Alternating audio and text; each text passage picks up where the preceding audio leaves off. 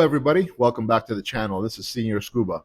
On today's adventure, we're going to be visiting the El-Faroud, a Libyan oil tanker that was scuttled in 1998 after suffering major damage and an explosion at dry dock, killing 9 workers back in 1995.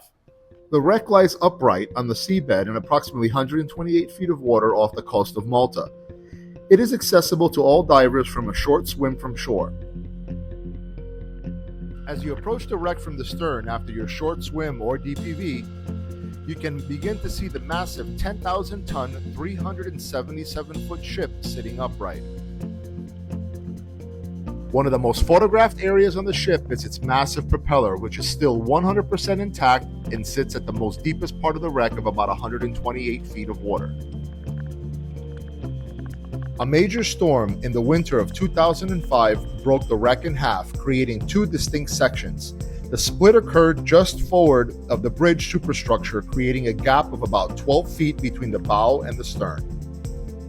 The bow of the El-Faroud is considered one of the most iconic areas of all the shipwrecks in Malta, as it's been featured in several underwater videos and documentaries as well as Hollywood movies.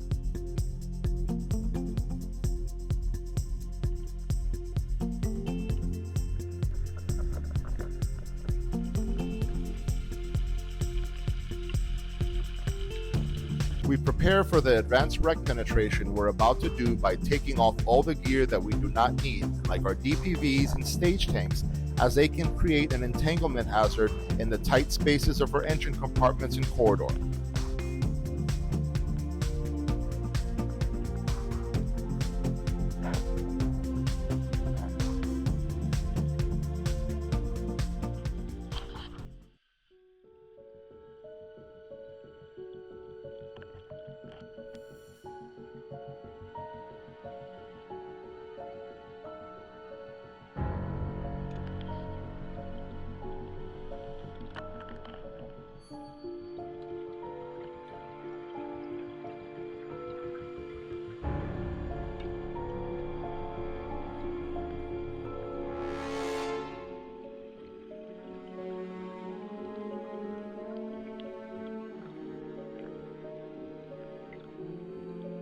As we start descending deeper and deeper inside of her engine room, the light starts to get darker and darker.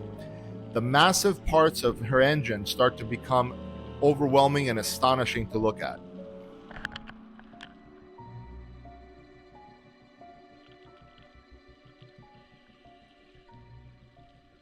As I descend over the engine and into a hover right over its cylinders, it's so hard to show in the video how monstrous these cylinders are. They're just gigantic.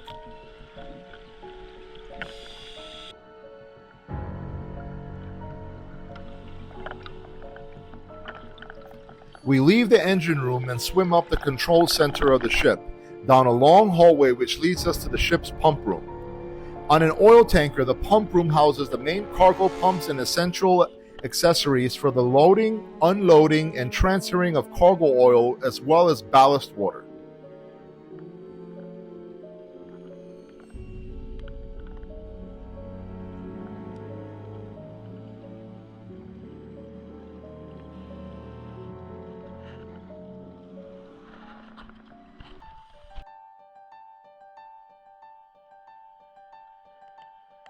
We leave the pump room and make our way through the crew living area and sleeping quarters into the kitchen of the ship. You can still see food mixers, sink, stove, and one of the oven doors was left open when the ship sank.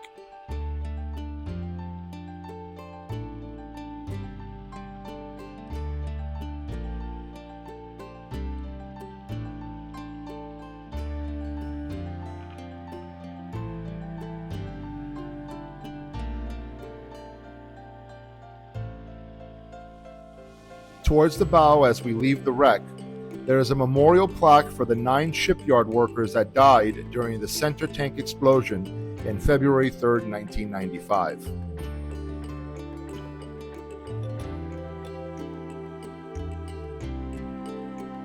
Well, today's adventure is over, and I hope you really enjoyed the video. Please don't forget to like and subscribe.